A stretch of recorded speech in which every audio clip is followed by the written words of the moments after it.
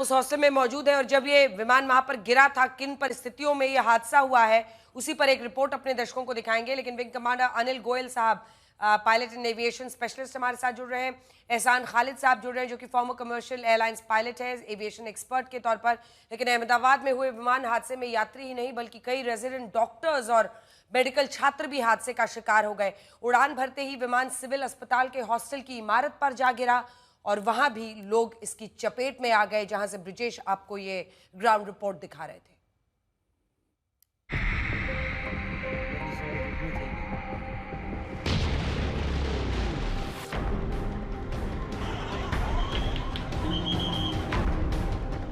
देश के सबसे बड़े विमान हादसे से सब हिले हुए हैं।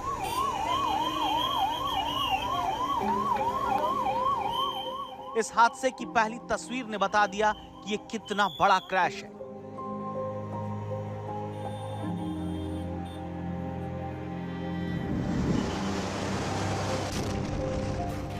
अहमदाबाद में एयर इंडिया का बोइंग 787 ड्रीमलाइनर प्लेन क्रैश होने के बाद सिविल हॉस्पिटल की इमारत से टकराया है।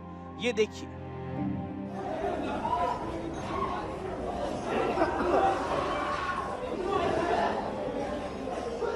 ये तस्वीर आपको बताती है कि विमान के आग के गोले में तब्दील होने के बाद कितना बड़ा इलाका इसकी चपेट में आया है। चाहे वीडियो में दिख रही पहली इमारत हो या फिर इसके सामने की बिल्डिंग, दीवारों का कालापन हादसे की कहानी खुद बयान करता है। विमान के क्रैश होने के बाद हॉस्पिटल से दूर की इमारतें भी इसकी चपेट में आईं और खाक हो गईं। जिस वक्त प्लेन हॉस्टल की इमारत से टकराया, तब वहां मौजूद मेडिकल छात्र और रेजिडेंट डॉक्टर दोपहर का खाना खा रहे थे। विमान सबसे पहले बीजे मेडिकल कॉलेज की मेस की इमारत से टकराता है और इसके बाद अतुल्यम हॉस्टल से टकराया, जिसमें सीनियर रेजिडेंट रहते थे। मैं यहीं मेरे ऑफिस में बैठी थी, जैसा धड़ाका हुआ मैं वहाँ ऑफिस से वहाँ गई। बहुत बड़ा प्लेन क्रैश हुआ था, तो बहुत धुआं और आग लगी थी। जो डॉक्टर्स के फ्लैट थे उनको बहुत डैमेज हुए हैं और उसमें से कितने डॉक्टरों को हमने निकाला है, लोकल कार्यकर्ता और सब मिलके। ये प्लेन के हॉस्टल से टकराने के बाद का वीडियो है। इसमें आप धूल का गुबार और लोगों के चीखने की आवाजें सुन सकते हैं।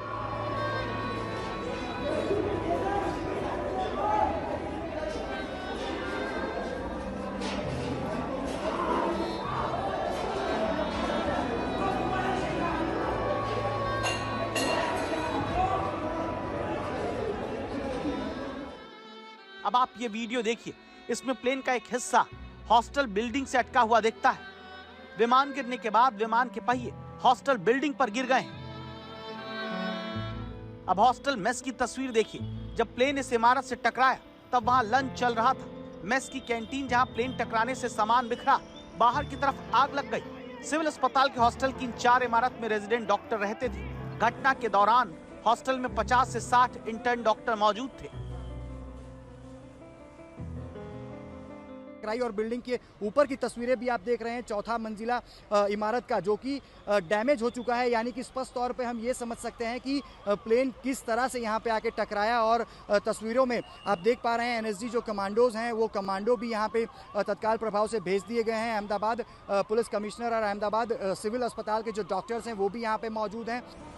इस हादसे में जहाँ विमान में सवार लोग मारे गए, वहीं हॉस्टल में खाना खा रहे लोग भी हादसे की चपेट में आ गए। लड़का है ना, वो ब्रेक पड़ा था खाने का, तो हॉस्टल में खाने गया था इधर। हॉस्टल में भी प्लेन क्रैश हुआ, पर मेरे लड़का को कुछ हुआ नहीं। बात हुई मेरी, इसकी भाईबंद है ज्यादा हुए तो लोग मर गए। फिर मेरा लड़का को देखने जाना है अंदर मेरे। हादसे के तुरंत बाद की तस्वीर बहुत भयानक है, जिसमें चारों तरफ आग लगी हुई थी। हर तरफ सिर्फ विमान का मलबा और लोगों के शव बिखरे पड़े थे और डॉक्टरों का ये हॉस्टल खंडहर जैसा हो गया। और विंग कमांडर अनिल गोयल जी इस वक्त हमारे साथ जुड़े हुए हैं। आप इस हादसे को कैसे देख रहे हैं सर, एक पायलट और एविएशन स्पेशलिस्ट के तौर पर? आपको क्या वजह समझ में आ रही है? क्योंकि अभी तो सबको यही समझ नहीं आ रहा है कि मतलब टेक ऑफ करता है विमान, ड्रीम लाइनर 787 है, जो परिस्थितियां वो तो दिख रही हैं कि उसमें बहुत ज्यादा एटीएफ रहता है, लगा 1.25 लाख लीटर से ज्यादा, वो तो क्रैश की बात है। लेकिन क्या वजह हुई कि टेक ऑफ के फौरन बाद ही मतलब फेल कर गया और कैप्टन सुमित sabharwal को मेडे कॉल करना पड़ा, आपको क्या लग रहा है? मैम, जैसा कि हम सब इस वीडियो में देख रहे हैं, बड़ा ही दुखद हादसा हुआ है। और इस दुखद हादसे के बाद और ये वीडियो देखने के बाद जो मुझे समझ में आ रहा है कि मेडे कॉल भी पायलट ने दिया और एयरक्राफ्ट उनके कंट्रोल के बाहर हो गया था। तो जो ये ड्रीम लाइनर एयरक्राफ्ट, ये ट्विन इंजन एयरक्राफ्ट होते हैं, तो ऐसी आशंका जताई जा रही है कि शायद इस जहाज़ के दोनों इंजन ने काम करना बंद कर दिया था, जिसके कई कारण हो सकते हैं, जिनकी जांच होने के बाद, रिपोर्ट आने के बाद ही हमको मालूम पड़ा कि किस वजह से जहाज़ इस गति के साथ वापस नीचे गिरा। जबकि उस समय उसको अगर दोनों इंजन काम कर रहे होते हैं तो वो आराम से क्लाइंब करता और अपने गंतव्य की ओर जाता। तो जाहिर सी बात है कि मेडे कॉल भी आया है, तो इसका मतलब पायलट ने कुछ जहाज़ में खराबी नोटिस करी है, उसके बाद मेडे कॉल दिया है। परंतु कुछ परिस्थितियाँ ऐसी होंगी जो पायलट के भी कंट्रोल में नहीं रही हैं, और ये दुखद हादसा हम सब लोग देख रहे हैं। ऐसा जहाज़ को इस तरह से गिरते हुए मैंने अपनी ज़िंदगी में तो कभी नहीं देखा। और आज जब मैं ये सब वीडियो देख रहा हूँ तो मुझे बार बार जो टेररिस्ट अटैक हुआ था अमेरिका में 9/11 वाला, वो वीडियोज़ याद आ रहे हैं। वैसा ही दर्दनाक हादसा है ये। उसके रीजंस कुछ और थे, वो टेररिज्म था, और इसके रीजन कुछ टेक्निकल होंगे या जो भी होंगे अभी रिपोर्ट के बाद ही बाहर आएंगे। पर बड़ा ही दुखद हादसा है। और ऐसे हादसे एविएशन इंडस्ट्री में बहुत कम होते हैं। जो भी दर्शक आपका इस चैनल देख रहे हैं, बार बार ये वीडियो देखेंगे, जाहिर सी बात है उनके मन में एयर ट्रैवल को लेके काफ़ी आशंकाएं रहेंगी। पर एज ए एविएशन स्पेशलिस्ट मैं उन सब से यही कहना चाहूँगा कि एयर ट्रैवल सबसे सेफेस्ट मोड ऑफ ट्रैवल है कंपेयर टू रेल और बाय वाटर और बाय रोड। तो ऐसे हादसे कभी कभी हो जाते हैं, इनसे आप घबराइएगा नहीं। आप एयर ट्रैवल सुरक्षित है, और आप जब भी ट्रैवल करें तो बिना किसी घबराहट के आप जाइए, एयर ट्रैवल का आनंद लीजिए। जो हुआ है बहुत दुखद है। और आप जैसे देख रहे हैं कि होम मिनिस्टर साहब, सिविल एविएशन मिनिस्टर साहब वहाँ पे पहुँच गए हैं सारी। तो ये सब चीज़ें दिखाती हैं कि कितनी सीरियसली इस इंसिडेंट को एक्सीडेंट को लिया जा रहा है। इन्वेस्टिगेशन होगा। इसमें जो एयरक्राफ्ट मैन्युफैक्चरर है उसकी भी रिप्रेजेंटेटिव होंगे। जो जिस जिस देश के नागरिक मारे गए हैं या हादसे का शिकार हुए हैं, वो भी इस कमेटी के मेंबर्स होंगे।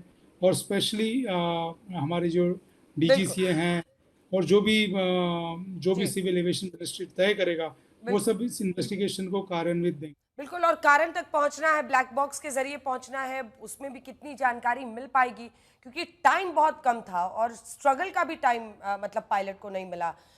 एटीसी कॉल मेडे का, उसके बाद फौरन ये हो गया। सब जानना चाहते हैं क्या कुछ हुआ है, कैसे हुआ है।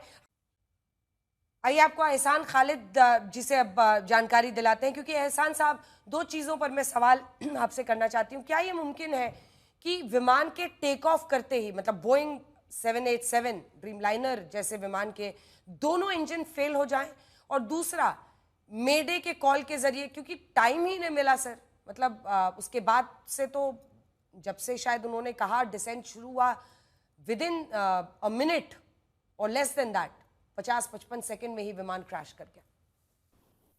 तो सबसे पहले तो ये कि ऑब्वियसली बहुत सारे सवाल हैं जिसके जवाब डीएफडीआर और सीबीआर और डेटा रिकॉर्डिंग से मिलेगा। यहाँ पर जो चीज नजर आती है कि पायलट ने मेडे कॉल किया, that means there was an वहाँ पे एक अनप्रेसिडेंटेड इवेंट हुआ जिससे कि जहाज और जहाज में लोगों के अंदर के जान माल का खतरा था। पायलट ने अपने आसपास एटीसी और सर्च एंड रेस्क्यू टीम को अलर्ट किया। दूसरी चीज, जहाज जो है अपने एक हाइट जो कि करीब 625 ऑल्टीट्यूड है, वहां से वो नीचे उतरता हुआ विंग्स लेवल के कंडीशन में वो नीचे की तरफ चला गया।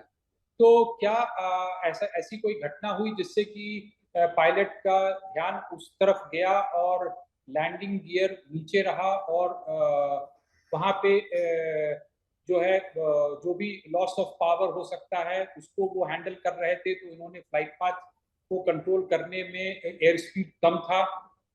मुझे जो नजर आता है वो लैंडिंग गियर डाउन है, जिसको के ऊपर करने की कोशिश नहीं की गई। लेकिन उससे बड़ी चिंताजनक बात जो मुझे नजर आती है वो ये कि शायद उस वक्त फ्लैप्स ऊपर गए, जिससे कि जहाज की स्पीड तो सही थी लेकिन लिफ्ट सडनली कम हो गया और एयरक्राफ्ट सिंक करने लगा। ये बहुत ये ऊपर वाला मतलब कि ये जो सीक्वेंस ऑफ इवेंट्स हैं, एक है टेक्निकल फेलियर या बर्ड हिट, उसके बाद अगर कुछ सीक्वेंस ऑफ एक्टिविटी में अगर उतनी करेक्टनेस नहीं होती है तो इस तरह की चीज हो जाती है। मैं किसी को इस पे ऑब्वियसली इन्वेस्टिगेशन इस चीज की तरफ देखेगा कि लैंडिंग गियर नीचे क्यों थी, क्योंकि अगर लॉस ऑफ पावर है तो सबसे बड़ी चीज जो पायलट करता है वो कहता है कि पहले लैंडिंग गियर ऊपर ले लेते हैं, उससे क्या होता है जहाज को ऊपर चढ़ने में मदद मिलती है। यहाँ पे लैंडिंग गियर ऊपर नहीं दिया गया है। जो भी विजुअल है उससे बहुत क्लियर नहीं है कि फ्लैप नीचे है या फ्लैप ऊपर है।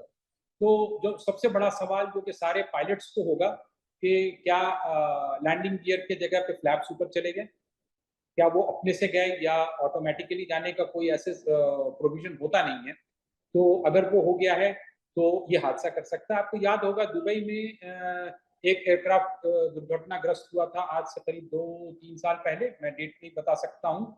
वहां पे जहाज जो है रनवे के ऊपर आया और लैंडिंग से पहले पायलट को गो राउंड करना था। उसने कहा कि पावर फुल, और वहां पे जो को पायलट है उसने लैंडिंग गियर ऊपर कर दिया था। ओके, और जहाज जो है उसी वक्त बैठ गया था। तो कुछ चीजें जब एक बार अगर मेडे वाला सिचुएशन होता है तो एंजाइटी सिचुएशन बहुत हाई होती है, एड्रेनलिन हाई होता है एंड चीजें बहुत तेजी से होती हैं। तो ये पॉसिबिलिटी हो सकता है कि फॉलो एक टेक्निकल फॉल्ट हुआ हो या बर्ड हिट हुआ हो, उसके बाद जो एक्शन सीक्वेंस ऑफ एक्शंस हैं वो इतनी तेजी से हो रहे थे कि उनके सीक्वेंस शायद सही नहीं थे, जिसकी वजह से, क्योंकि हमारा जो भी जहाज है, ये मैं दर्शक को बताना चाहता हूँ, किसी भी एक फेलियर से जहाज जो है बिल्कुल सेफली उड़ सकता है।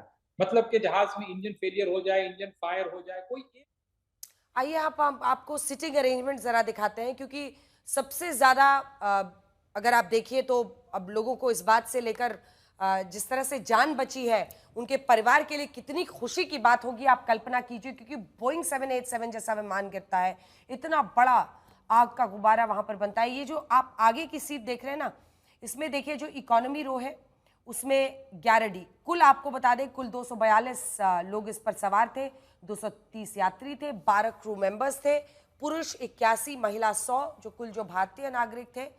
विदेशी नागरिक में 53, 7 और 1।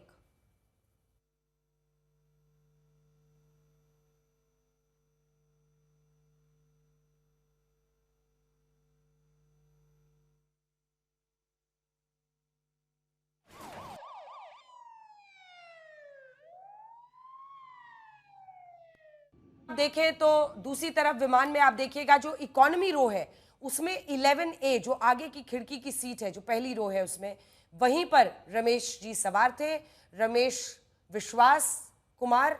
और ये देखिए नाबालिग यात्री जो है इसमें 14 थे, जिसमें 8 भारतीय और 6 विदेशी नागरिक कुल सवार थे।